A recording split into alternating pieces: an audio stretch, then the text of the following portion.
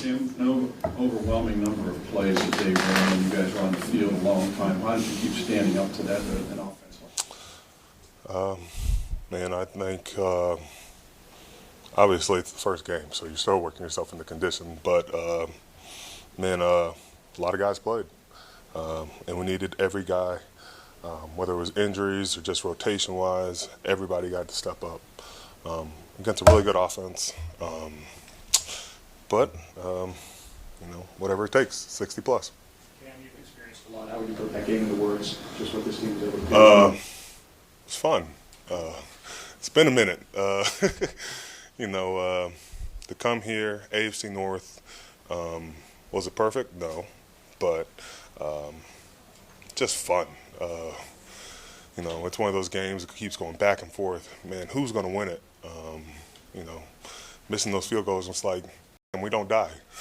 And by the time Boz went out for the last one, I was like, oh, we got to make this because, man, we've been damn zombies the entire game. They've tried to put us out and tried to kill us, but just keep bouncing back. What was it like after they scored with 2 seconds left? What was the kind of feeling there? Can I be honest? I was like, oh, they just won the game, and then, Danny's talking to me. He's like, they just tied the game. That's not the end of the game. So I'm going back out there, and Minka blocks the PAT. I'm like, oh snap, okay, more football, keep it going. I think the turnovers were really good. We got off the field in those moments, and we needed them. On the flip side, when you get the turnovers, you got to go back on defense. So that you had that working against us, and then 110 plays. I think, man. I don't know how my body's going to feel tomorrow, but see you next Sunday. Obviously, the win is a great feeling, but TJ comes off the field hurt. He seems to say that it's pretty significant. What does he mean to this team, and what's the feeling when you see a guy, your teammate, someone that means so much to this team go down like that? I'm not going to speculate of what's going on with how bad the injury is, but having TJ out there definitely benefits us. He's a leader.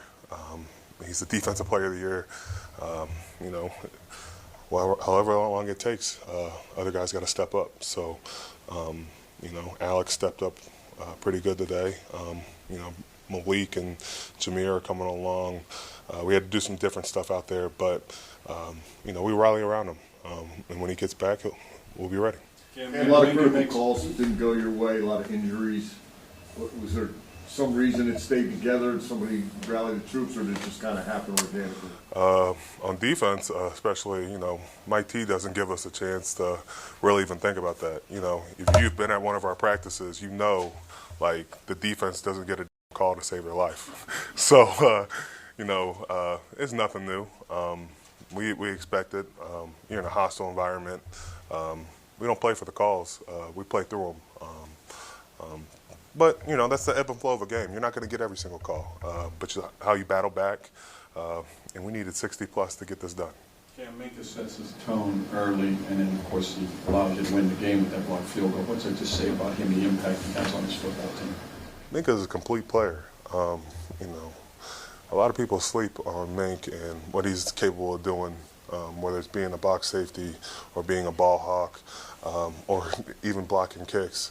Me and TJ were joking with him. We were like, you don't have a block kick, so I don't know why you like to talk about how you're this speed demon, because last year it didn't count. But, he got one today. He joined the club. And, Minka's a leader. He's a leader in that secondary. I thought our secondary was all over the field today, picking off balls, challenging that great wide receiver core. And we were able to get the W today. When he starts off with the pick six, how much did that just energize you guys as a defensive unit? And we knew we were coming into a hostile environment. When you get a pick six, it kind of takes the air out of a stadium. It allows us to, light our hair on fire. Lets you know that you're not just going to be throwing the ball up in the air.